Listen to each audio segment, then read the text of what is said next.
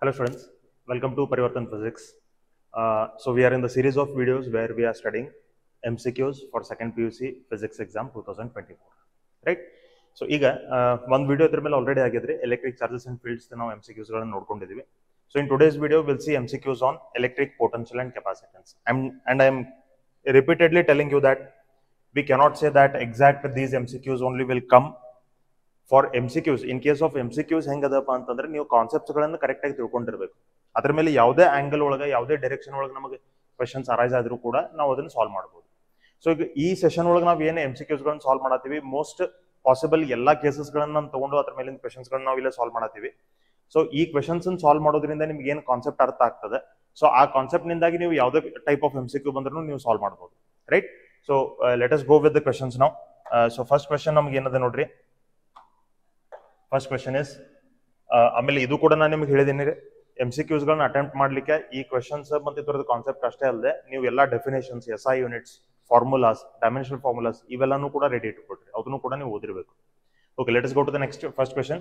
Find work done by some external force in moving a charge Q is equal to 4 microcoulomb from infinity to a point where electric potential is 10 raised to 4 volts.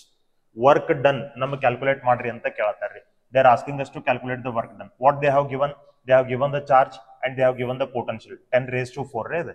Potential ಕೊಟ್ಟಿದ್ದಾರೆ, charge ಕೊಟ್ಟಿದ್ದಾರೆ, work done calculate ಮಾಡ್ರಿ ಅಂತ ಕೇಳ್ತಾರೆ. See ನಾವು potential casually ಹೆಂಗ್ define ಮಾಡಿದೀವಿ? It is work done in moving a charge from infinity to a point in an electric field, right? ಆ work, ಈ ಮೂವ್ಮೆಂಟ್ ಮಾಡ್ಲಿಕ್ಕೆ ಏನು ವರ್ಕ್ ಡನ್ ನಾವು ಮಾಡ್ತೀವಲ್ಲ, ಆ ವರ್ಕ್ ಡನ್ ನಮಗೆ ಪೊಟೆನ್ಷಿಯಲ್ ಕನ್ವರ್ಟ್ ಆಗ್ತದೆ, ಪೊಟೆನ್ಷಿಯಲ್ ಅಂತ ನಾವು ತಗೊಂಡಿದ್ದೀವಿ. So potential means it is work done in moving a charge from infinity to a point in an electric field, right? That work done is called potential at that point, and that potential is given by a potential equation ನಾವು ಏನಂತ ಬರೀತೀವಿ? Potential is equal to work done per unit charge, correct? So ನಮಗೆ work done ಕೇಳಿದಾರೆ, that's why work done is equal to ನಮಗೆ potential into the charge ರೀ. Potential ಎಷ್ಟು ಅದ ರೀ? How much is the potential? 10 raised to 4. How much is the charge? Charge is 4 microcoulomb. So micro ಅಂದ್ರೆ 10 raised to minus 6. So ಇಲ್ಲೇ 4 as it is ಇರಲಿ, ನಮ್ಗೆ 4 into 10 raised to plus 4 minus 6 ಅಂದ್ರೆ ಎಷ್ಟು ಆಯ್ತು ರೀ? 10 raised to minus 2 ಆಯ್ತು, correct? So 10 raised to minus 2, 4 into 10 raised to minus 2 joule, this much will be the work done. ಎಷ್ಟು ನಮಗೆ ವರ್ಕ್ ಡನ್ ಆಗ್ತದೆ? ಸೊ ಇಲ್ಲೇ 4 into 10 raised to minus 2, ಇಲ್ಲ ನೋಡ್ರಿ 4 into 10 raised to minus 2 ಇದು 10 raised to minus 2, ಇದು 10 raised to minus 2, ಇದು 10 raised to minus 2, right? Then which option is correct? Option A is correct. Clear? Okay, we'll go to the second question. Equal charges are given to two spheres of different radii. The potential will be more on smaller sphere, more on bigger sphere, equal on both the spheres, dependent on the nature of the material of the spheres. ನೋಡ್ರಿ, case ಯಾವ್ದದ? Spears potential case ಅದ.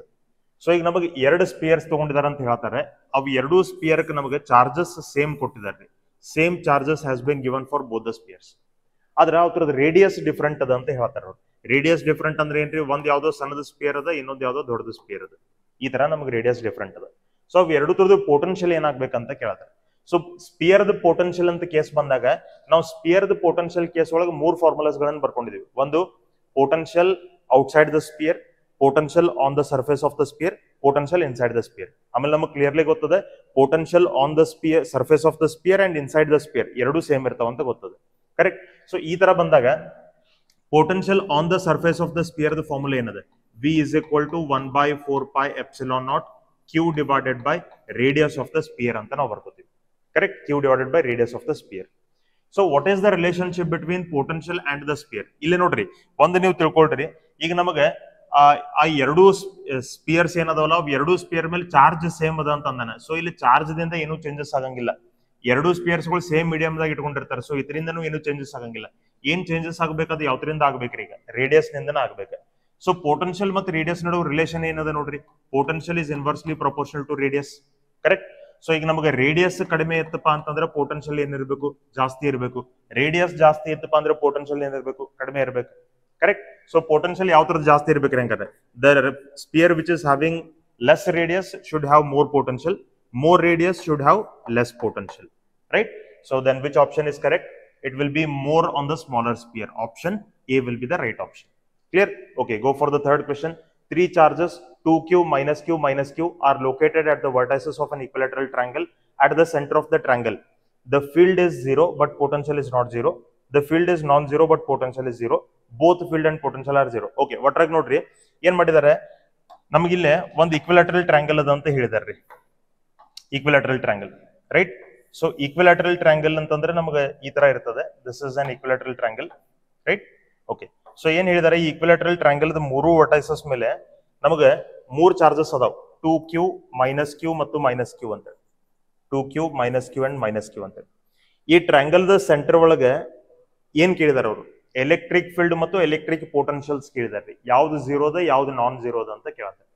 ಒಂದ್ ತಿಳ್ಕೊಳ್ರಿ, electric potential ಅಂತೇಳಿ ಬಂದಾಗ, ಈಗ for example ನಮ್ಗೆ ಇಲ್ಲೊಂದು point ಅದ, ಈ ಪಾಯಿಂಟ್ ಒಳಗೆ ನಮಗೆ ಪೊಟೆನ್ಶಿಯಲ್ ಎಷ್ಟು ಅದ ಅನ್ನೋದು ಬೇಕಾಗಿತ್ತು ಅಂದ್ರೆ ನೋಡ್ರಿ, ಈ ಪಾಯಿಂಟ್ ದ ಸರೌಂಡಿಂಗ್ ದಾಗ ಎಷ್ಟು ಚಾರ್ಜಸ್ ಅದ ನೋಡ್ಕೋಬೇಕು. ಈಗ +q1 -q2 +q3 ಈ ತರ ನಮಗೆ ಈಗ ಚಾರ್ಜಸ್ ಅದಾವ ಅಂತ ಇಟ್ಕೋರಿ. ಏನಾಗ್ತದ್ರಿ, ಯಾವುದೋ ಒಂದು ಪಾಯಿಂಟ್ ಒಳಗೆ ಎಷ್ಟು ಪೊಟೆನ್ಶಿಯಲ್ಸ್ ಇರ್ತಾವಪ್ಪ ಅಂತಂದ್ರೆ ಆ ಪಾಯಿಂಟ್ ದ ಸರೌಂಡಿಂಗ್ ದಾಗ ಎಷ್ಟು ಚಾರ್ಜಸ್ ಇರ್ತಾವ ಅಷ್ಟು ಪೊಟೆನ್ಶಿಯಲ್ಸ್ ಅಲ್ಲಿ ಪ್ರೆಸೆಂಟ್ ಇರ್ತಾವ್ರಿ. ಅಂದ್ರೆ q1 ದಿಂದ ಒಂದು ಪೊಟೆನ್ಶಿಯಲ್ ಇರೋದ್ರಿ, ಅದು ಪಾಸಿಟಿವ್ ಇರ್ತದೆ ಯಾಕಂದ್ರೆ ಪಾಸಿಟಿವ್ ಚಾರ್ಜ್. q2 ದಿಂದ ಒಂದು ಪೊಟೆನ್ಶಿಯಲ್ ಇರೋದ್ರಿ, ಅದು ನೆಗೆಟಿವ್ ಇರ್ತದೆ ಯಾಕ್ರಿ, ಯಾಕಂದ್ರೆ ಅದು ನೆಗೆಟಿವ್ ಚಾರ್ಜ್. q3 ದಿಂದನೂ ಒಂದು ಪೊಟೆನ್ಶಿಯಲ್ ಇಲ್ಲಿ ಇರೋದ್ರಿ, ಅದು ಪಾಸಿಟಿವ್ ಇರ್ತದ್ರಿ ಯಾಕಂದ್ರೆ ಅದು ಪಾಸಿಟಿವ್ ಚಾರ್ಜ್. ಸೊ ಸರೌಂಡಿಂಗ್ ದಾಗ ಎಷ್ಟು ಚಾರ್ಜಸ್ ಇರ್ತಾವಲ್ಲ ಅಷ್ಟು ಪೊಟೆನ್ಶಿಯಲ್ಸ್ ನಮ್ಗೆ ಆ ಪಾಯಿಂಟ್ ಒಳಗೆ ಪ್ರೆಸೆಂಟ್ ಇರ್ತಾವ. ಅವನ್ನೆಲ್ಲ ನೀವು ಅಲ್ಜೆಬ್ರಿಕಲಿ ಆಡ್ ಮಾಡ್ಕೋಬೇಕು. ಪಾಸಿಟಿವ್ ಚಾರ್ಜ್ ಇದ್ರೆ ಪಾಸಿಟಿವ್ ಪೊಟೆನ್ಶಿಯಲ್ ಅಂತ ತಗೋರಿ, ನೆಗೆಟಿವ್ ಚಾರ್ಜ್ ಇದ್ರೆ ನೆಗೆಟಿವ್ ಪೊಟೆನ್ಶಿಯಲ್ ಅಂತ ತಗೊಳ್ರಿ. ಅವೆಲ್ಲ ನೀವು ಅಲ್ಜೆಬ್ರಿಕಲಿ ಆಡ್ ಮಾಡ್ರಿ, ನಿಮ್ಗೆ ಟೋಟಲ್ ಪೊಟೆನ್ಶಿಯಲ್ ಸಿಗ್ತದ್ರಿ. ಇನ್ ಕೇಸ್ ಇವೆಲ್ಲಾ ಚಾರ್ಜಸ್ ಈಕ್ವಲ್ ಇದ್ದು ಅಂದ್ರೆ ತಿಳ್ಕೊರಿ, ಈ q1 q2 q3 ಎಲ್ಲಾ ಮ್ಯಾಗ್ನಿಟ್ಯೂಡ್ ನಾಗ ಈಕ್ವಲ್ ಇದ್ದು, ಎಲ್ಲಾ ಚಾರ್ಜಸ್ ಆ ಪಾಯಿಂಟ್ ಇಂದ ನಮ್ಗೆ ಸೇಮ್ ಡಿಸ್ಟೆನ್ಸ್ ಒಳಗೆ ಇದ್ದು ಅಂತ ಇಟ್ಕೋರಿ, ಅವಾಗ ಇವೆಲ್ಲಾ ಪೊಟೆನ್ಶಿಯಲ್ಸ್ ಈಕ್ವಲ್ ಆಗ್ತಾವ್ರಿ. ಅಂದ್ರೆ ಇದು ಹೆಂಗ್ ಆಗ್ತದೆ, v1 ಅಂದ್ರೆ ಅದು v ನ, v2 ಅಂದ್ರೆ ಅದು v ನ, v3 ಅಂದ್ರೆ ಅದು v ನ ಆಗ್ತದ್ರಿ. ಸೊ ಒಂದು +v -v ಕ್ಯಾನ್ಸಲ್ ಆಗಿ ನಮ್ಗೆ v ಅಂತ ಪೊಟೆನ್ಶಿಯಲ್ ಉಳಿಲಿಕ್ಕೆ ಶುರು ಆಗ್ತದೆ. ಬಟ್ ಇನ್ನ ಡಿಸ್ಟೆನ್ಸ್ ಮತ್ತು ಚಾರ್ಜಸ್ ಸೇಮ್ ಇರಬೇಕು. ಓಕೆ, ಈಗ ಇಲ್ಲಿ ನೋಡ್ರಿ, ಮೊದಲು ಪೊಟೆನ್ಶಿಯಲ್ ಬಗ್ಗೆ ಮಾತಾಡೋಣ. ಸೊ ಪೊಟೆನ್ಶಿಯಲ್ ನೋಡ್ರಿ, ಈಗ ನಾವ್ ಅನ್ಕೊಳ್ಳೋಣ q ಅಂತ ಚಾರ್ಜ್ ಇತ್ತಪ್ಪ ಅಂದ್ರೆ ಅದರದ ಪೊಟೆನ್ಶಿಯಲ್ ಸೆಂಟರ್ ಒಳಗ v ಅಂತ ಹೇಳೋದ ಅಂತ ನಾವ್ ಅನ್ಕೊಳ್ಳೋಣ. ಸೊ ಒಂದು q ಅಂತ ಚಾರ್ಜ್ ಇದ್ರೆ ಅದರದ ಪೊಟೆನ್ಶಿಯಲ್ v, -q ಅಂತ ಚಾರ್ಜ್ ಇದ್ರೆ ಅದರದ ಪೊಟೆನ್ಶಿಯಲ್ -v. ಈಗ ನೋಡ್ರಿ, ಈಕ್ವಿಲ್ಯಾಟರಲ್ ಟ್ರಯಾಂಗಲ್ ಅದ. ಈಕ್ವಿಲ್ಯಾಟರಲ್ ಟ್ರಯಾಂಗಲ್ ಅಂದ್ರೆ ಏನ, ಈ ಚಾರ್ಜ್ದು ಡಿಸ್ಟೆನ್ಸ್ ಸೆಂಟರ್ ಒಳಗಿಂದ ಸೇಮ್, ಇತರದು ಡಿಸ್ಟೆನ್ಸ್ ಸೇಮ್, ಇತರದು ಡಿಸ್ಟೆನ್ಸ್ ಸೇಮ್. ಈಗ ಈ ಪಾಯಿಂಟ್ ಒಳಗೆ ಎಷ್ಟು ಪೊಟೆನ್ಶಿಯಲ್ಸ್ ಇರಬೇಕು, ಎಷ್ಟು ಚಾರ್ಜಸ್ ಅದಾವ ಅದ್ರ ಸರೌಂಡಿಂಗ್ ಒಳಗೆ, 3 ಚಾರ್ಜಸ್ ಅದಾವ್ರಿ. ಸೊ 3 ಚಾರ್ಜಸ್ ದಿಂದ ಒಂದೊಂದು ಪೊಟೆನ್ಶಿಯಲ್ ಅಲ್ಲಿ ಇರಬೇಕು. ಸೊ ಸೆಂಟರ್ ಒಳಗೆ ಪೊಟೆನ್ಶಿಯಲ್ ನೋಡ್ರಿ, ಸೆಂಟರ್ ಒಳಗೆ potential there will be 3 potentials. -q ಏನ್ ಪೊಟೆನ್ಶಿಯಲ್ ಅದ ಅದನ್ನ -v ಅಂತ ತಗೋತೀವಿ. ಈ -q ಏನ್ ಪೊಟೆನ್ಶಿಯಲ್ ಅದ ಅದನ್ನ -v ಅಂತ ತಗೋತೀವಿ. ಇದು 2q ಅಂತ ಏನದ ಇದರದ ಪೊಟೆನ್ಶಿಯಲ್ ನಾನು +2v ಅಂತ ತಗೋತೀನಿ. +2v ಯಾಕೆ, ಯಾಕಂದ್ರೆ ಇದು 2q ಅದ, q ದು ಪೊಟೆನ್ಶಿಯಲ್ v, -q ದು ಪೊಟೆನ್ಶಿಯಲ್ -v. ಇಲ್ಲಿ 2q ಇರೋದ್ರಿಂದ ನಾ ಇದನ್ನ +2q ಅಂತ 2v ಅಂತ ತಗೊಳತ್ತೆ. ಸೊ ಇದು ಏನಾಗ್ತದ್ರಿ, what will be this, -v ನಮಗೆ -2v ಆಯ್ತು, ಪ್ಲಸ್ ಇದು 2v ಆಯ್ತು. ಸೊ -2v + 2v ಕ್ಯಾನ್ಸಲ್ ಆಗಿ ನಮಗೆ ಎಷ್ಟು ಬರ್ತದ್ರಿ, ಪೊಟೆನ್ಶಿಯಲ್ ಸೆಂಟರ್ ಒಳಗೆ ಪೊಟೆನ್ಶಿಯಲ್ 0 ಆಗ್ತದೆ. ಸೊ ಇಷ್ಟು ಗೊತ್ತಾ, ಇಲ್ಲಿ ನೋಡಿದ ಕೂಡಲೇ ಗೊತ್ತಾಗಬೇಕು ನಮಗೆ ಎಷ್ಟು ಸಾಲ್ವ್ ಮಾಡ್ಕೊಳ್ಳೋ ಬನ್ನಿ. 2 ನೆಗೆಟಿವ್ ಚಾರ್ಜ್ ಅದಾವ, 2 ಪಾಸಿಟಿವ್ ಚಾರ್ಜ್ ಅದಾವ, ಆಮೇಲೆ ಪೊಟೆನ್ಶಿಯಲ್ 0 ಆಗ್ಬೇಕು. So potential is 0, potential is 0. Field ಅದನ್ನು ಇಲ್ಲೋ ನಾವು ಚೆಕ್ ಮಾಡಬಹುದು, ಬಟ್ ಅದಕ್ಕಿಂತ ಮೊದಲು ಆಪ್ಷನ್ಸ್ ನೋಡ್ರಿ ಏನ್ ಹೇಳಿದಾನೆ. The field is 0 but potential is non zero. Potential non zero ಇಲ್ಲ, ಪೊಟೆನ್ಶಿಯಲ್ 0ನೇ ಐತಿ. ಹಿಂಗಾಗಿ ನೀವಿಲ್ಲಿ ಒಂದೊಂದು ಆಪ್ಷನ್ಸ್ ಗಳನ್ನ ಎಲಿಮಿನೇಟ್ ಮಾಡ್ಕೊಂತ ಹೋಗ್ರಿ. ನೋಡ್ರಿ, the field is 0 but potential is non zero. Potential ಏನದ, 0 ಅದ. ನಾನ್ ಜೀರೋ ಅಂತಂದ್ರೆ 0 ಇರಂಗಿಲ್ಲ ಅಂದಂಗ್ರಿ ಅದು, ಬಟ್ ಅದು 0 ಅದ್ರಿ. ಹಿಂಗಾಗಿ ನಮಗೆ ಮೊದಲನೇ ಆಪ್ಷನ್ ಕರೆಕ್ಟ್ ಆಗ್ಲಿಕ್ಕೆ ಸಾಧ್ಯ ಇಲ್ಲ. ಎರಡನೇ ಆಪ್ಷನ್ ನೋಡ್ರಿ, the field is non zero but potential is 0. Yes, potential 0 ಅದ. ಇನ್ ಮೂರನೇ ಆಪ್ಷನ್ ಚೆಕ್ ಮಾಡ್ರಿ, both field and potential are 0. Potential 0 ಇರ್ಲಿಕ್ಕೆ ಸಾಧ್ಯ ಇಲ್ಲ. ಸೊ ಆಪ್ಷನ್ ಸಿ, ಪೊಟೆನ್ಶಿಯಲ್ 0 ಇಲ್ಲ ಅಂತ ನಮ್ಗೆ ಗೊತ್ತದೆ. ಸೊ ಆಪ್ಷನ್ ಸಿ ನು ಹೋಯ್ತು. ಆಪ್ಷನ್ ಡಿ ನೋಡ್ರಿ, both field and potential are non zero. Right, ನೋಡ್ರಿ ಪೊಟೆನ್ಶಿಯಲ್ ಮತ್ತೆ ಇಲ್ಲಿ ನಾನ್ ಜೀರೋ ಅಂದಾನೆ. ಪೊಟೆನ್ಶಿಯಲ್ ನಾನ್ ಜೀರೋ ಅಂತ ಇರ್ಲಿಕ್ಕೆ ಸಾಧ್ಯ ಇಲ್ಲ, ಪೊಟೆನ್ಶಿಯಲ್ 0ನ ಅದ. ಹಿಂಗಾಗಿ ನಮ್ಗೆ ಆಪ್ಷನ್ ಡಿ ನು ಹೋಯ್ತು. ಸೊ ಉಳಿತೇನ್ರಿ, ಆಪ್ಷನ್ ಬಿ ಒಂದೇ ಉಳಿತ್ರಿ. ಇದೇ ಕರೆಕ್ಟ್ ಇರ್ಬೇಕು. ನೀವು ಫೀಲ್ಡ್ ಇಲ್ಲಿ ಕ್ಯಾಲ್ಕುಲೇಟ್ ಮಾಡ್ಕೋಬೇಕಂತ ಏನಿಲ್ಲ, ನಾವು ಪೊಟೆನ್ಶಿಯಲ್ ಬೇಸಿಸ್ ಮೇಲೆ ನಾವು ಇಲ್ಲಿ ಐಡೆಂಟಿಫೈ ಮಾಡ್ಕೋಬಹುದು. 1 by 1 ನೀವು ಆಪ್ಷನ್ ಎಲಿಮಿನೇಟ್ ಮಾಡ್ಕೊಂತ ಹೋಗ್ರಿ, ನಿಮ್ಗೆ ಕರೆಕ್ಟ್ ಆಪ್ಷನ್ ಉಳಿತದೆ. ಕ್ಲಿಯರ್? ಓಕೆ, ನೀವು ಫೀಲ್ಡ್ ನೋಡ್ಕೊಳ್ಳಿಕ್ ಹೋದ್ರು ಕೂಡ ಫೀಲ್ಡ್ ನಮಗೆ ಇಲ್ಲಿ ನಾನ್ ಜೀರೋನೇ ಇರ್ತದ್ರಿ. Okay, will go to the next question. Next ನೋಡ್ರಿ, 3 charges 2q -q are located at the vertices of an equilateral triangle at the centre of the triangle. ಮತ್ತೆ ಅಲ್ಲೇ ಅದ ರೀ, ಅದ ಸೇಮ್ ಟೈಪ್ ಆಫ್ ಕ್ವೆಶ್ಚನ್ ಇದೆ. ಈಗ ನಮಗೆ 3 ಚಾರ್ಜಸ್ ಅದಾವ, ಈಕ್ವಿಲೇಟರಲ್ ಟ್ರಯಾಂಗಲ್ ಅದ. ಸೆಂಟರ್ ಆಫ್ ದ ಟ್ರಯಾಂಗಲ್ ಒಳಗೆ ನಮಗೆ ಅವ್ರು ಏನ್ ಕೇಳ್ತಾರೆ, the field is 0 but okay sorry, ಅದೇ ಕ್ವೆಶ್ಚನ್ ರಿಪೀಟ್ ಆಗೈತ್ರಿ. ಸಾರಿ, ಅದಕ್ಕೆ the same question it is, ಅದೇ ಕ್ವೆಶ್ಚನ್ ಇದೆ. Right, it has got repeated. Okay, will go to the next question. ಇದು ಆಪ್ಷನ್ ಬಿ ಕರೆಕ್ಟ್ ಅದ್ರೆ. Okay, fourth question. In a reason of constant potential, potential constant ಅಂತ ಹೇಳಿದಾನೆ.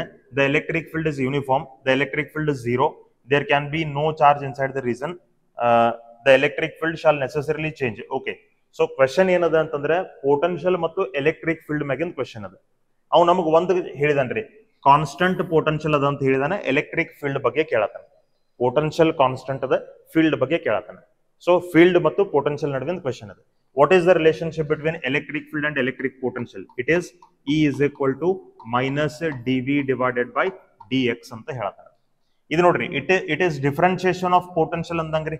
d by dx ಅಂದ್ರೆ ಇದು differentiation ಅಂದಂಗೆ, right? ಅವ್ನು ನಮಗೆ ಏನ್ ಹೇಳಿದಾನೆ, v ಕಾನ್ಸ್ಟಂಟ್ ಪೊಟೆನ್ಷಿಯಲ್ ಅಂದ, ಅಂದ್ರೆ ಪೊಟೆನ್ಷಿಯಲ್ ಏನದಲ್ಲ ಅದು ನಮಗೆ ಕಾನ್ಸ್ಟಂಟ್ ಅದ ಅಂತ ಹೇಳಿದಾರೆ. ಸೊ ಕಾನ್ಸ್ಟಂಟ್ ಡಿಫರೆನ್ಸಿಯೇಷನ್ ಏನ್ರಿ? Zero. Constant differentiation zero. So we constant ಅದ ಅಂದ್ಮೇಲೆ ನಮಗೆ ಇದು ಡಿಫರೆನ್ಸಿಯೇಷನ್ ಏನಾಗಬೇಕು? ಝೀರೋ ಆಗಬೇಕು. ಸೊ ಇದರ ಅರ್ಥ ಏನ್ರಿ?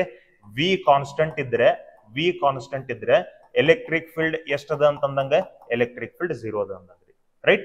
So because V is constant, that's why electric field is zero. ಅಂದ್ರೆ ಯಾವ ಆಪ್ಷನ್ ಕರೆಕ್ಟ್ ಆಗಬೇಕು? The electric field is zero. Option B will be correct. Okay, let us go to the next question then. Okay, next question ನೋಡ್ರಿ. 2 plates are 2 centimeter apart and a potential difference of 10 volt is applied between them, then the electric field between the plate is. Okay, so ನೋಡ್ರಿ, plates ನಡುವಿನ distance ನಮಗೆ ಕೊಟ್ಟಿದ್ದಾನೆ, ಆಮೇಲೆ plates ನಡುವಿನ potential difference ನಮಗೆ ಕೊಟ್ಟಿದ್ದಾನೆ. ನಮಗೆ ಏನ್ ಕೇಳತಾನೆ? ಎಲೆಕ್ಟ್ರಿಕ್ ಫೀಲ್ಡ್ ಕೇಳತಾನೆ. So capacitor, parallel plate capacitor ಮೇಲೆ ಕ್ವೆಶ್ಚನ್ ಅದು. ಆಮೇಲೆ ಇಲ್ಲಿ ನೋಡ್ರಿ, ಇದೆಲ್ಲ ನಮಗೆ 20 ನ್ಯೂಟನ್ ಪರ್ ಕೂಲಂಬ್ ರೇ, ಇದು ಕೂಲಂಬ್ ರೇಸ್ ಟು -1 ಅಂದಂಗ್ರಿ. ಇದು 5 ನ್ಯೂಟನ್ ಪರ್ ಕೂಲಂಬ್, ಇದು 500 ನ್ಯೂಟನ್ ಪರ್ ಕೂಲಂಬ್, ಇದು 250 Newton per coulomb. Okay, what all he has given? He has given the distance between the plates, ಅದನ್ನ ನಾವು d ಅಂತ ಕರಿತೀವಿ. He has given the potential, ಅದನ್ನ ನಾವು v ಅಂತ ಕರಿತೀವಿ. ನಮಗೆ ಎಲೆಕ್ಟ್ರಿಕ್ ಫೀಲ್ಡ್ ಕೇಳತಾನೆ. ಸೊ ಮತ್ತು ನಮ್ಮ ಕ್ವೆಶ್ಚನ್ ಅಲ್ಲಿಗೆ ಬಂತ್ರಿ, ಎಲೆಕ್ಟ್ರಿಕ್ ಫೀಲ್ಡ್ ಮತ್ತು ಪೊಟೆನ್ಷಿಯಲ್ ನಡುವೆ ಕ್ವೆಶ್ಚನ್ ಅದ. E and v ನಮಗೆ E ಕೇಳಿದಾನೆ, same relation you have to use.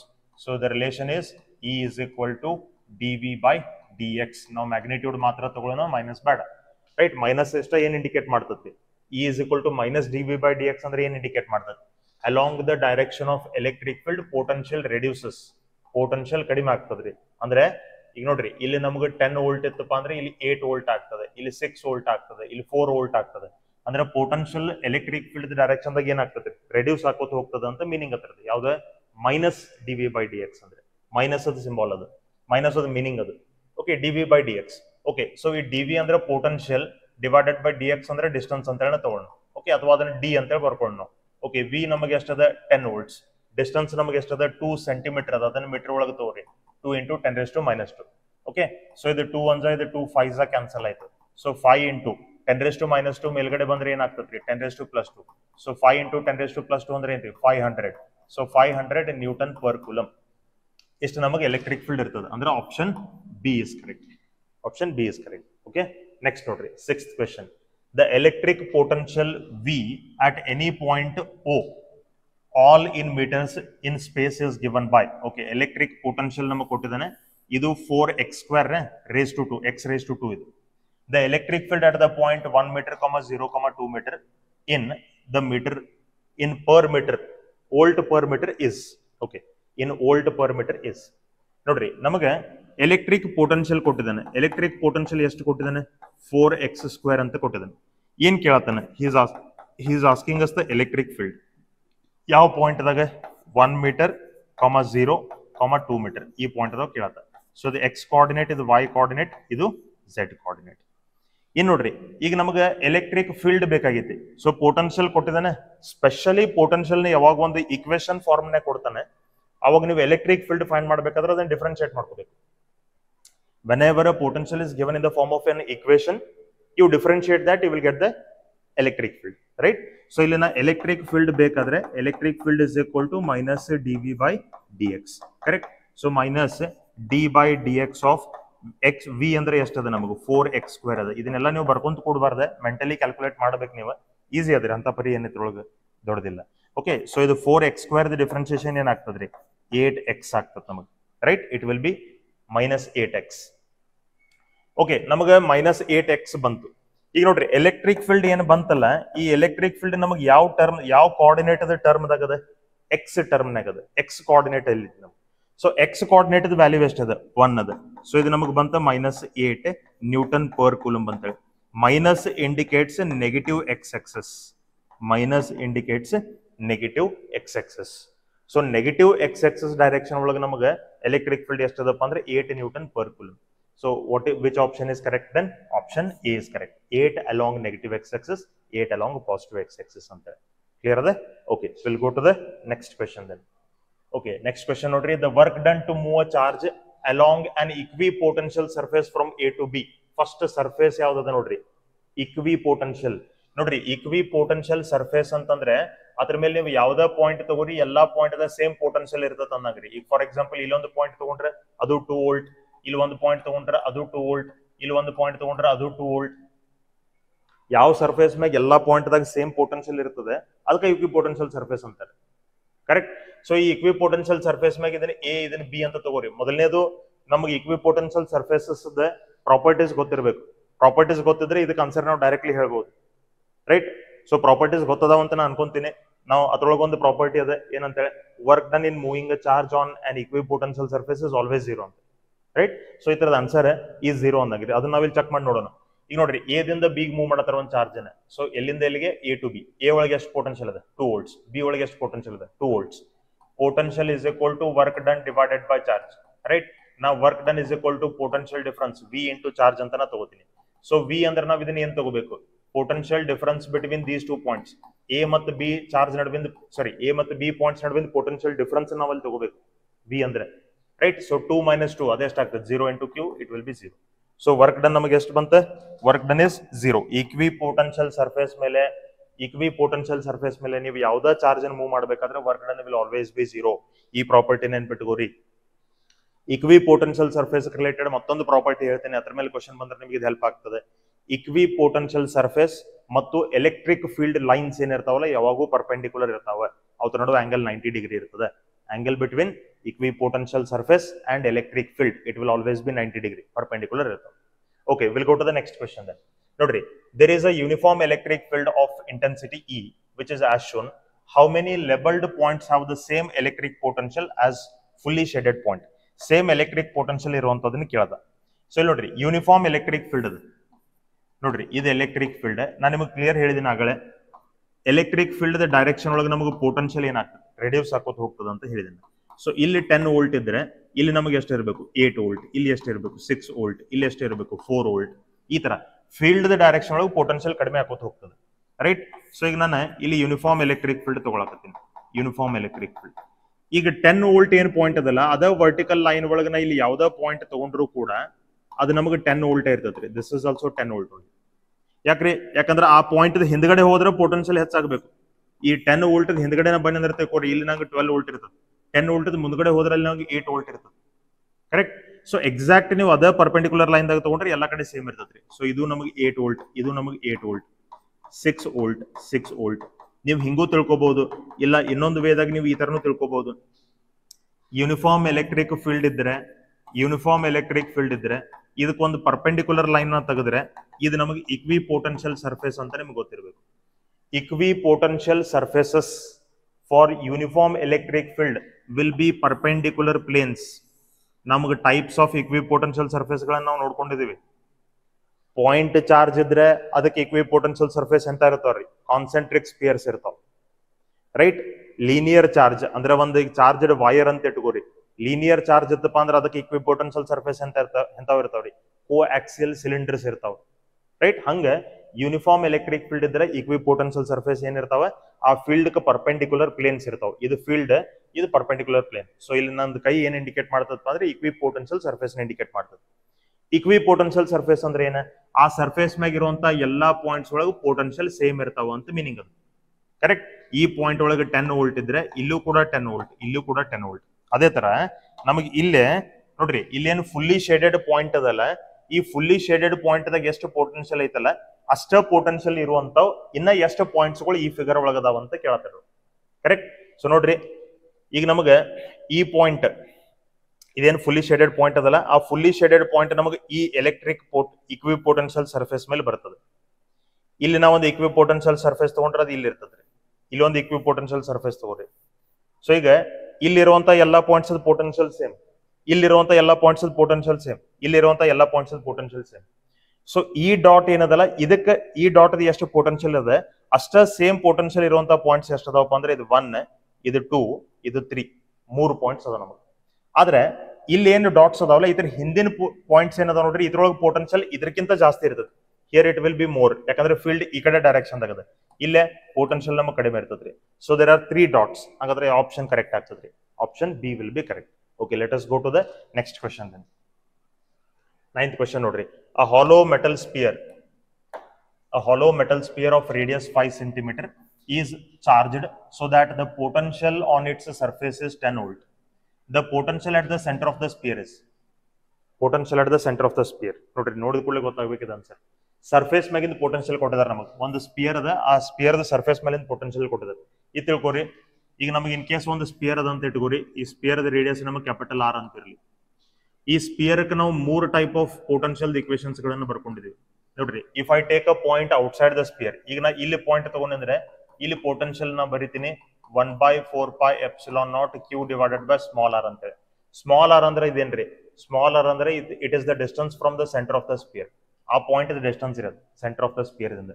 In case ಈ ಪಾಯಿಂಟ್ ಅನ್ನ ಡೈರೆಕ್ಟ್ಲಿ ಇಲ್ಲೇ ಸರ್ಫೇಸ್ ಮೇಲೆ ತಗೊಂಡಿ ಅಂತಂದ್ರೆ ಈ ಸರ್ಫೇಸ್ ಮೇಲೆ ಅದ ಪೊಟೆನ್ಶಿಯಲ್ ನಾವ್ ಏನಂತ ಬರಿತೀವಿ, 1/4πε0 q divided by capital R ಅಂತ ಬರಿತೀವಿ. ಯಾಕಂದ್ರೆ ಈ ಪಾಯಿಂಟ್ ಇಲ್ಲಿಗೆ ಬಂತು, ಇಲ್ಲಿಗೆ ಬಂದ್ರೆ ಇದು ಸ್ಮಾಲ್ ಆರ್ ಅನ್ನೋದು ಎಷ್ಟು ಆಗ್ತದೆ, ಕ್ಯಾಪಿಟಲ್ ಆರ್ ಗೆ ಈಕ್ವಲ್ ಆಗ್ತದೆ. ಸರ್ಫೇಸ್ ಪಾಯಿಂಟ್ ಅಂತ ಕರಿತೀವಿ ಅದಕ್ಕೆ. ಇನ್ನು ಒಳಗಡೆ ನೀವು ಯಾವ್ದೋ ಪಾಯಿಂಟ್ ತಗೋರಿ, inside the sphere the potential will be same as that on the surface of the sphere. So ಒಂದು ಸ್ಪಿಯರ್ ದ ಸರ್ಫೇಸ್ ಮೇಲೆ ಎಷ್ಟು ಪೊಟೆನ್ಶಿಯಲ್ ಇರ್ತದೆ, ಆ ಸ್ಪಿಯರ್ ದ ಒಳಗಡೆ ಎಲ್ಲಾ ಪಾಯಿಂಟ್ ದಾಗೂ ಅಷ್ಟೇ ಪೊಟೆನ್ಶಿಯಲ್ ಇರ್ತದೆ. Correct. So that's why surface ಮೇಲೆ 10 ವೋಲ್ಟ್ಸ್ ಅದಾದ್ಮೇಲೆ potential at the centre of the sphere ಎಷ್ಟಾಗಬೇಕು, it has to be 10 volts only. ಅದು ನಮಗೆ 10 ವೋಲ್ಟ್ಸ್ ಇರ್ಬೇಕ್ರಿ. ಇನ್ಸೈಡ್ ದ ಸ್ಪಿಯರ್ ನೀವು ಎಲ್ಲಿ ತಗೊಳ್ರಿ. ಓಕೆ. ಸೊ ಈಗ next will go for 10th question then. 10th question ನೋಡ್ರಿ. Two conducting spheres of radius A and B of radius small a and small b respectively are at same potential. The ratio of surface charge densities of A and B. ನೋಡ್ರಿ, ಎರಡು spheres ಅದಾವ A ಮತ್ತು B ಅಂತೇಳಿ. There are two spheres A and B.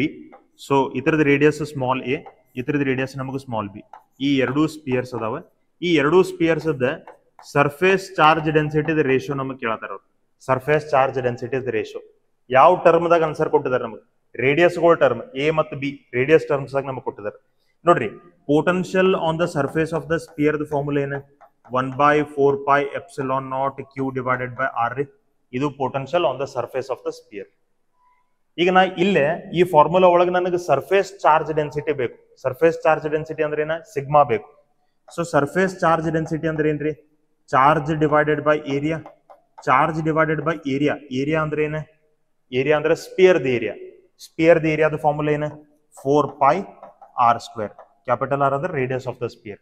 So ಇಲ್ಲಿಗೆ q is equal to ನಾ ಬರ್ಕೊಂಡ್ರೆ sigma into 4πR² ಅಂತ ಬಂತು.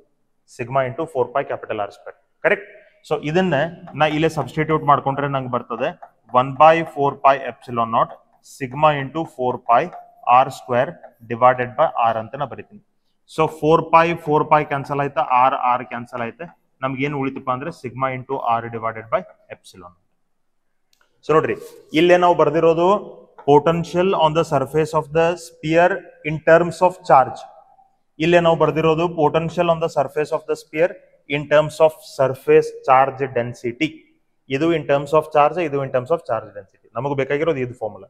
ಸೊ ಇದು ಗೊತ್ತಿರ್ಬೇಕ್ರಿ. ಇಲ್ಲಿ ನಾನು ನಿಮಗೆ ತೋರಿಸಿನದು ಹೆಂಗ್ ಬಂತಂತೇಳಿ ಇದು ಗೊತ್ತಿರ್ಬೇಕು. ಗೊತ್ತಿದ್ರೆ directly answer ಬರೀಬಹುದು.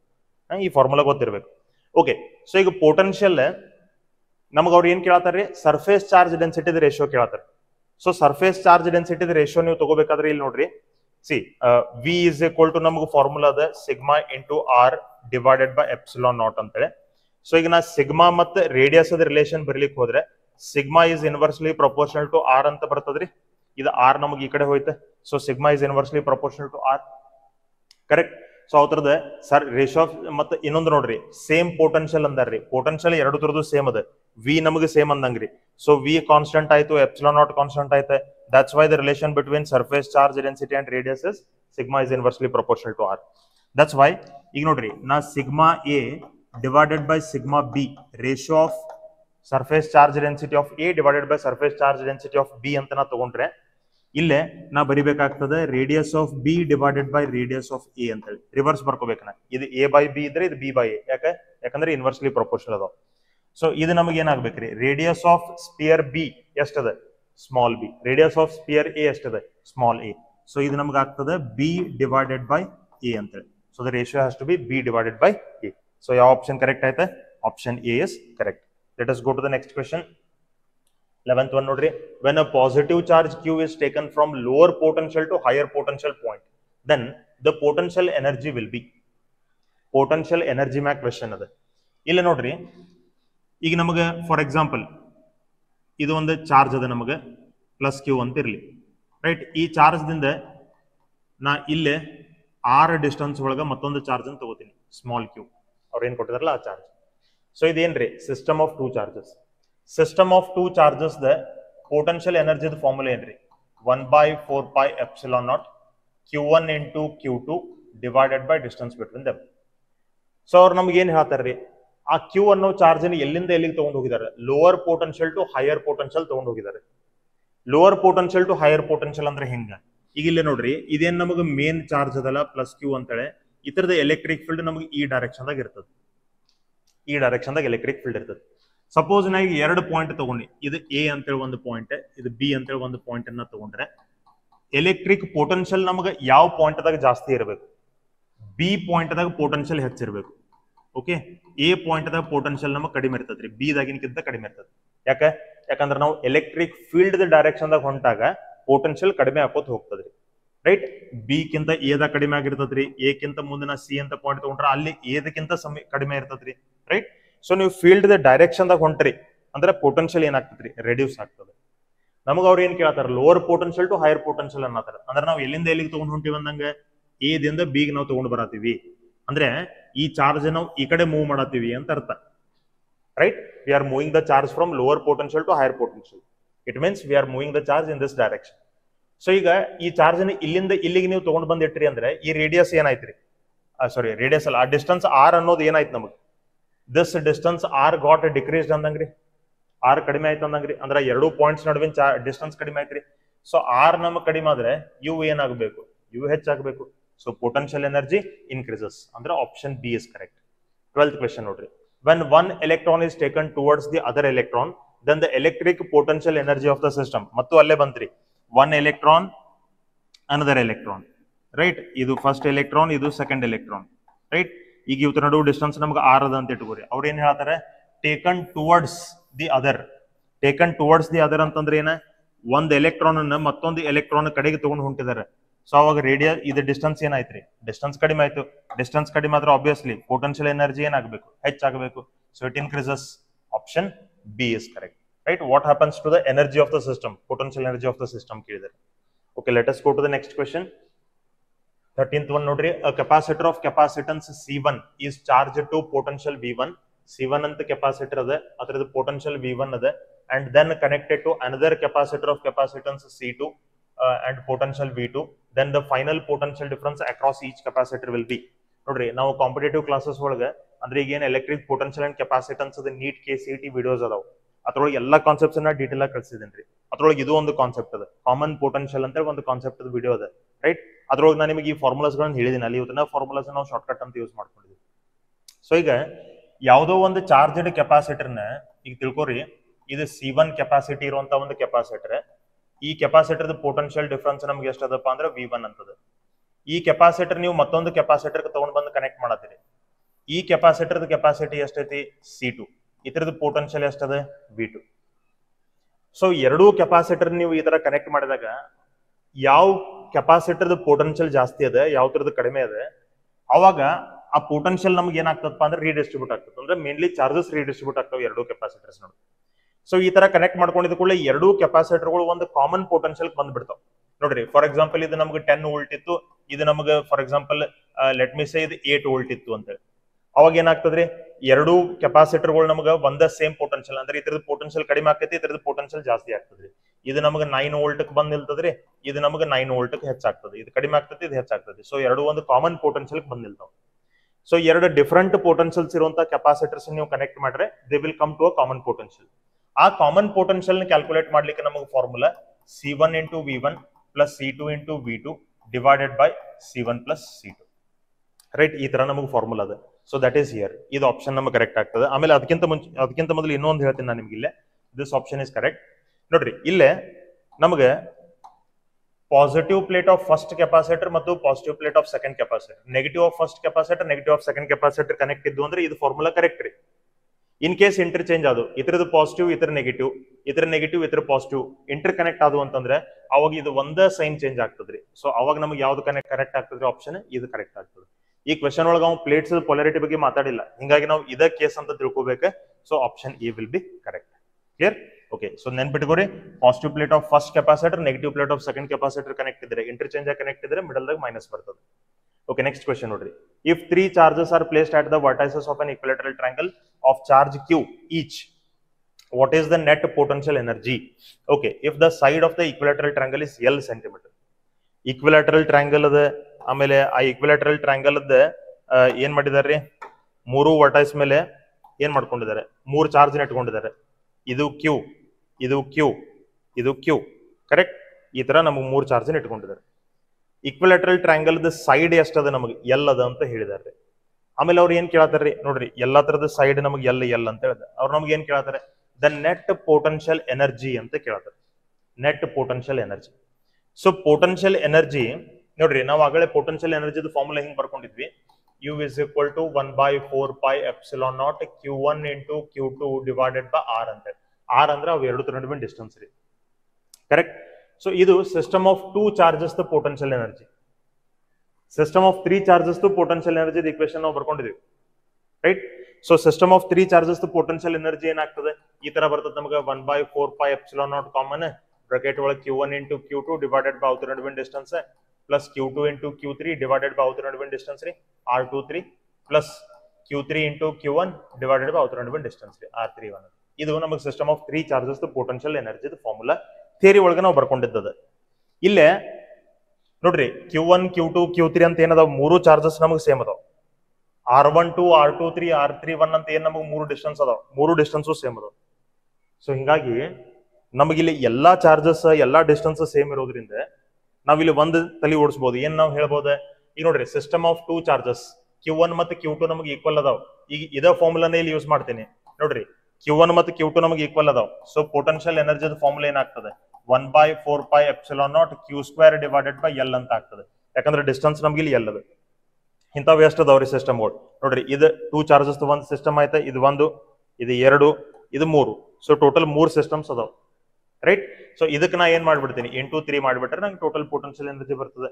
So potential energy ಎಷ್ಟಾಗ್ತದೆ ನಮಗೆ? 1/4 pi epsilon naught 3Q² divided by L. ಇಷ್ಟು ನಮಗೆ ಪೊಟೆನ್ಶಿಯಲ್ ಎನರ್ಜಿ ಆಗಬೇಕು.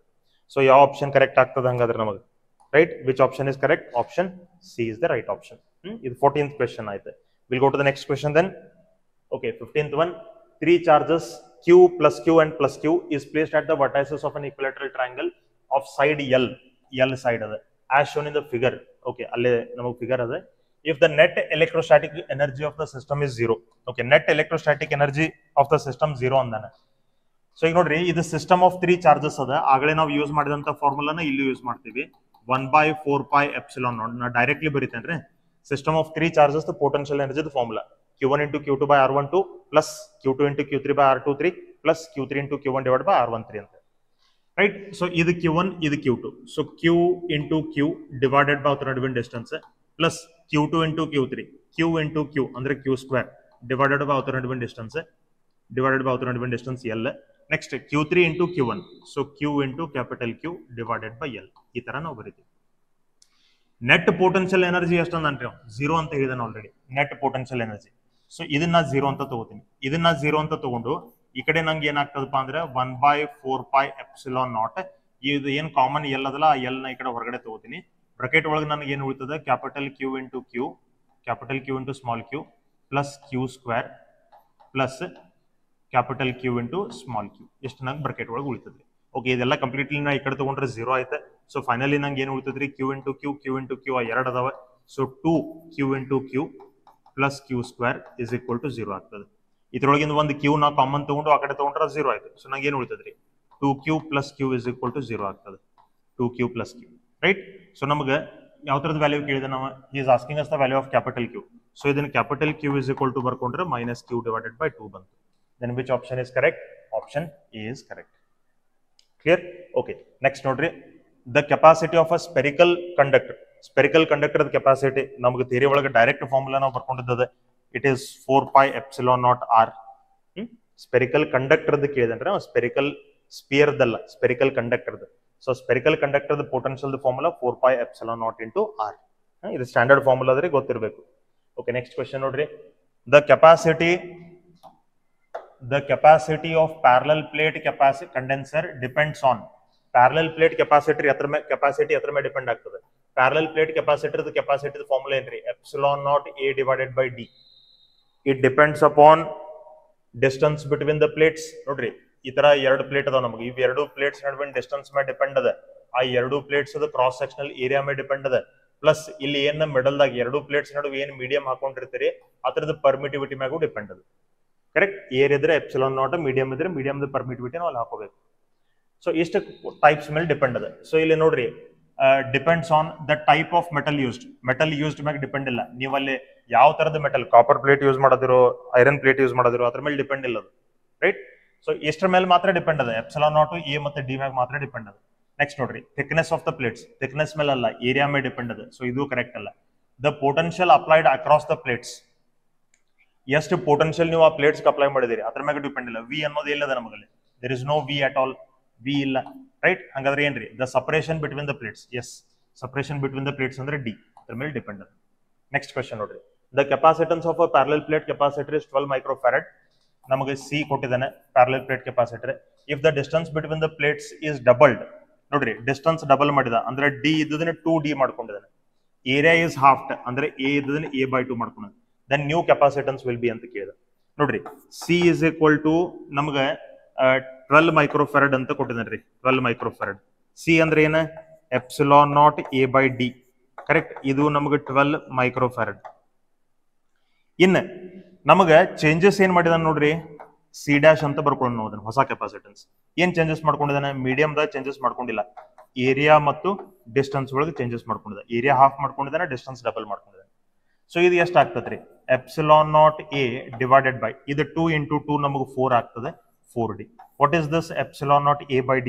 ಎಪ್ಸಿಲಾನ್ ನಾಟ್ a/d ಅಂದ್ರೆ ಇದು 12 ಮೈಕ್ರೋಫ್ಯಾರಡ್ ರೀ.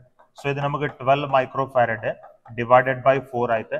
So how much it will be? It will be 3 microfarad, right. ಅಂದ್ರೆ ಆಪ್ಷನ್ ಡಿ ನಮಗೆ ಕರೆಕ್ಟ್ ಆಗ್ತದೆ. Clear? Will go to the next question. So ನೋಡ್ರಿ, a parallel plate condenser has a capacitance of 50 microfarad in air. So ನೋಡ್ರಿ, air ಒಳಗೆ air ಇರುವಂತ capacitor ಏನದ ಅದರದ capacitance ನಮ್ಗೆ ಕೊಟ್ಟಿದ್ದಾನೆ 50 ಮೈಕ್ರೋಫ್ಯಾರಡ್ ಅಂತ. And 110 microfarad when immersed in oil. ಅಂದ್ರೆ ಆ ಪ್ಲೇಟ್ಸ್ ನಡು ಏರ್ ಇದ್ದಾಗ ಕೆಪಾಸಿಟನ್ಸ್ ನಮಗೆ ಏನದಲ್ಲ ಅದು ನಾವು C0 ಅಂತ ಬರೀತೀವಿ, ಅದು ಎಷ್ಟೈತಿ 50 ಮೈಕ್ರೋಫ್ಯಾರಡ್. ಆ ಪ್ಲೇಟ್ಸ್ ನಡು ಆಯಿಲ್ ಹಾಕೊಂಡಾಗ ನಮ್ಗೆ ಕ್ಲಿಯರ್ಲಿ ಗೊತ್ತದ್ರಿ, if you insert a dielectric medium in between the plates its capacity will increase. ಅಂದ್ರೆ ಈಗ ನೋಡ್ರಿ, ಇದು ಒಂದು ನಮಗೆ ಕೆಪಾಸಿಟರ್ ಅದ, ಇಲ್ಲಿ ಮಿಡಲ್ ಏನದ ನಮಗೆ ಏರ್ ಅದ. ಸೊ ಏರ್ ಇದ್ದಾಗ ಇತರದ ಕೆಪಾಸಿಟನ್ಸ್ ನಾವ್ ಏನಂತ ಬರಿತೀವಿ, ಎಪ್ಸಿಲಾನ್ ನಾಟ್ a/d ಅಂತ ಬರಿತೀವಿ. ಈಗ ಅವ ಪ್ಲೇಟ್ಸ್ ನಡು ನಾ ಏನು ಏರಿಯಾ ಹೆಚ್ಚು ಮಾಡ್ಕೊಂಡಿಲ್ಲ, ಡಿಸ್ಟೆನ್ಸ್ ಚೇಂಜಸ್ ಮಾಡ್ಕೊಂಡಿಲ್ಲ, ನಥಿಂಗ್ ಐ ಹ್ಯಾವ್ ಚೇಂಜ್. ನಾ ಜಸ್ಟ್ ಏನ್ ಮಾಡ್ಕೋತೀನಿ, ಒಂದು ಡೈಎಲೆಕ್ಟ್ರಿಕ್ ಮೀಡಿಯಂ ಹಾಕೋತೀನಿ ಆ ಪ್ಲೇಟ್ಸ್ ನಡು ಏರ್ ಬದ್ಲಿ. ಅದ್ರದ್ದು ಡೈಎಲೆಕ್ಟ್ರಿಕ್ ಕಾನ್ಸ್ಟೆಂಟ್ ಕೆ ಅಂತ ಹೇಳದ. ಹಂಗಾದ್ರೆ ಇತರದ ಕೆಪಾಸಿಟನ್ಸ್ ನಮಗೆ ಎಷ್ಟು ಆಗ್ತದ್ರಿ, ಇತರದ ಕೆಪಾಸಿಟನ್ಸ್ ನಮಗೆ ನೋಡ್ರಿ, ಡೈಎಲೆಕ್ಟ್ರಿಕ್ ಹಾಕೊಂಡ್ರೆ ನಮಗೆ ಎಲ್ಲಿ ಚೇಂಜಸ್ ಆಗ್ಬೇಕು, ಇಲ್ಲಿ ಚೇಂಜಸ್ ಆಗ್ಬೇಕು. ಸೊ ಇದೇನಾಗ್ತದೆ, K epsilon naught a divided by D ಅಂತ ಆಗ್ತದೆ. ಸೊ ಇದು ಎಪ್ಸಿಲಾನ್ ನಾಟ್ a/d ಅಂದ್ರೆ ಏನ್ರಿ, ಅದು ಏರ್ ಕೆಪಾಸಿಟರ್ ಕೆಪಾಸಿಟನ್ಸ್ ರೀ. ಸೊ ಇದು ಏನಾಯ್ತು, ಕೆ ಟೈಮ್ಸ್ ಆಫ್ C0 ಆಯ್ತ್ರಿ. ಅಂದ್ರೆ ನೀವು ಡೈಎಲೆಕ್ಟ್ರಿಕ್ ಹಾಕೊಂಡಿದ ಕೂಡಲೇ ಕೆಪಾಸಿಟನ್ಸ್ ಏನಾಗ್ತದೆ, ಕೆ ಟೈಮ್ಸ್ ಹೆಚ್ಚಾಗ್ತದೆ. ಏರ್ ಒಳಗೆ ಏನಿತ್ತಲ್ಲ ಅದಕ್ಕಿಂತನೂ ಕೆ ಟೈಮ್ಸ್ ಹೆಚ್ಚಾಗ್ತದೆ. ಸೊ ನೋಡ್ರಿ, ಮೊದಲು 50 ಇತ್ತು, ಆಮೇಲೆ 110 ಆಗಿತ್ತು. 110 ಯಾಕಾಯ್ತು, ಯಾಕಂದ್ರೆ ಅಲ್ಲಿ ಆಯಿಲ್ ಹಾಕೊಂಡ್ರಿ ನೀವು ಏರ್ ಜಾಗದಾಗ. ಸೊ ಹಿಂಗಾಗಿ ಅದ್ರ ಕೆಪಾಸಿಟಿ ಹೆಚ್ಚಾಯ್ತು. ಸೊ ಒಂದು ಕ್ಲಿಯರ್ ತಿಳ್ಕೊರಿ, ಪ್ಯಾರಲಲ್ ಪ್ಲೇಟ್ಸ್ ನಡುವೆ ನಮಗೆ ಸಪೋಸ್ ಒಂದು ಮೀಡಿಯಂ ಡೈಎಲೆಕ್ಟ್ರಿಕ್ ಮೀಡಿಯಂ ನಾವ್ ಏನಾದ್ರು ಹಾಕೊಂಡ್ರೆ ಅದ್ರದ್ದು ಕೆಪಾಸಿಟಿ ಹೆಚ್ಚಾಗ್ತದೆ. How many times? K times. K ಅಂದ್ರೆ ಏನ, dielectric constant of the medium. Okay, well, so ಈ ರಿಲೇಷನ್ ದಿಂದ ನಾವು ಬರಿಬಹುದು, ಏನಂತೇಳಿ K is equal to capacitance of a medium capacitor divided by capacitance of air capacitor. So capacitance of medium capacitor ಎಷ್ಟದ 110 divided by C naught ಎಷ್ಟದ air ಅದ 50 right 0 ಹೋಯ್ತು 11 divided by 5 11 by 5 ಅಂದ್ರೆ 2.20 right. So option D will be correct. Last question ನೋಡ್ರಿ 3 condensers each of capacitance 2 farad are put in series. The resultant capacitances 3 capacitor ಅದಾವ 3 capacitor capacity 2 farad ಅದ series ಒಳಗೆ ಅದಾವ. ಒಂದ್ ತಿಳ್ಕೊರಿ capacitor series ಒಳಗಿದ್ರೆ 2 capacitor series ಒಳಗಿದ್ರೆ ಅವು ನಾನ್ identical capacitors ಇದ್ರೆ ನಾನ್ identical capacitors ಅಂದ್ರೆ ಏನ ಅವತರದ ಕೆಪಾಸಿಟಿ ವ್ಯಾಲ್ಯೂಸ್ ಬೇರೆ ಬೇರೆ ಇರ್ತಾವ. ಒಂದು 1 ಮೈಕ್ರೋಫ್ಯಾರಡ್ ಆದ್ರೆ ಇನ್ನೊಂದು 2 ಮೈಕ್ರೋಫ್ಯಾರಡ್ ಈ ತರ ಆ ತರ ಇದ್ರೆ ಸೀರೀಸ್ ಒಳಗಿದ್ರೆ ಫಾರ್ಮುಲಾ ಏನ C1 into C2 divided by C1 plus C2 correct. ಅವ ಪ್ಯಾರಲಲ್ ಒಳಗಿದ್ರೆ ಫಾರ್ಮುಲಾ ಏನ ಸಿಂಪಲ್ ಅದ ಜಸ್ಟ್ ಆಡ್ ಮಾಡಿಬಿಡಿರ್ತೀವಿ. ಇದು ನಾನ್ ಐಡೆಂಟಿಕಲ್ ಕೆಪಾಸಿಟರ್ ಕರಿ non identical capacitor. Suppose identical capacitors ಇದ್ದು ಅಂತ ಇಟ್ಕೋರಿ. ಐಡೆಂಟಿಕಲ್ ಕೆಪಾಸಿಟರ್ಸ್ ಅಂದ್ರೆ ಏನ ಒಂದು ಕೆಪಾಸಿಟರ್ 2 ಮೈಕ್ರೋಫ್ಯಾರಡ್ ಆದ್ರೆ ಇನ್ನೊಂದು 2 ಮೈಕ್ರೋಫ್ಯಾರಡ್ ಅದ ಮತ್ತೊಂದು 2 ಮೈಕ್ರೋ ಎಲ್ಲ 2 ಮೈಕ್ರೋಫ್ಯಾರಡ್ ಅದ ಅಂದಂಗ್ರಿ. ಈ ತರ ಇದ್ರೆ effective capacitance in series formula ಆಗ್ತದೆ C/N. ಇಲ್ಲಿ N ಅಂದ್ರೆ ನಂಬರ್ ಆಫ್ ಕೆಪಾಸಿಟರ್ಸ್ ರೀ. ಎಷ್ಟು ಕೆಪಾಸಿಟರ್ಸ್ ಗಳು ನಮಗೆ ಸೀರೀಸ್ ಒಳಗದಾವ ಅಥವಾ ಪ್ಯಾರಲಲ್ ಒಳಗದಾವ. How many capacitors are connected in series or parallel ಅದು N ರೀ. ಪ್ಯಾರಲಲ್ ಒಳಗಾದ್ರೆ ಅದ ಫಾರ್ಮುಲಾ ನಮಗೆ N into C ಆಗ್ತದೆ. C ಅಂದ್ರೆ ಕೆಪಾಸಿಟನ್ಸ್ ವ್ಯಾಲ್ಯೂ ರೀ. ಒಂದ್ರದ ಏನ್ ವ್ಯಾಲ್ಯೂ ಇರ್ತದೆ ಎಲ್ಲಾ ತರದ್ದು ಸೇಮ್ ಇರ್ತದೆ. N ಅಂದ್ರೆ ನಂಬರ್ ಆಫ್ ಕೆಪಾಸಿಟರ್ಸ್ ಎರಡು ಕೇಸ್ ಒಳಗೆ. ಸೊ ಇಲ್ಲಿ ನಮಗೆ 2 farad ಎಷ್ಟು ಕೆಪಾಸಿಟರ್ಸ್ ಅನ್ ಸೀರೀಸ್ ಒಳಗೆ ಕನೆಕ್ಟ್ ಮಾಡಿದಾರ್ರಿ 3. ಸೊ ನಮಗೆ N is equal to ಎಷ್ಟದ ಈ ಕ್ವೆಶ್ಚನ್ ದಾಗ 3. C is equal to ಎಷ್ಟದ 2 farad. ಹಂಗಾದ್ರೆ ಟೋಟಲ್ ಎಫೆಕ್ಟಿವ್ ಕೆಪಾಸಿಟನ್ಸ್ ಕೇಳಿದ್ರೆ ಯಾವ ಕಾಂಬಿನೇಷನ್ ಸೀರೀಸ್ ಒಳಗೆ ಐಡೆಂಟಿಕಲ್ ಇದ್ರೆ ಫಾರ್ಮುಲಾ ಏನ್ C/N. So C divided by N. C ನಮಗೆ ಎಷ್ಟದ 2 farad divided by N. N ಎಷ್ಟದ 3. So ನಮಗೆ ಎಷ್ಟು ಬಂತ 2/3 farad ಬರಬೇಕು. 2/3 farad. 2/3 farad ಅಂದ್ರೆ ಏನಾಯ್ತು option C is the right option. Clear? So that is all about the MCQs on electric potential and capacitance. Hope you have understood, and I'm telling you very clearly once more, if you know the concepts clearly, then only you can solve the MCQs at any conditions, right? ಆಮೇಲೆ ನಾ ಈಗ ತಗೊಂಡಿರುವಂತ questions ಏನದು ಸ್ವಲ್ಪ level ಚಲೋ ಇರುವಂತ ಓದವ್ರಿ. So ಇದೇ level ಬರ್ಬೋದು ಅಥವಾ ಇದಕ್ಕಿಂತ ಕಡಿಮೆ ಅದು ನಿಮಗೆ ಬರ್ಬೋದು. Clear? Okay, that's all about the MCQs on electric potential and capacitance. Thank you so much for watching the channel and supporting the channel. Please keep watching and supporting the channel. Thank you so much for watching, and for further more MCQ videos, please keep watching the channel. Thank you so much.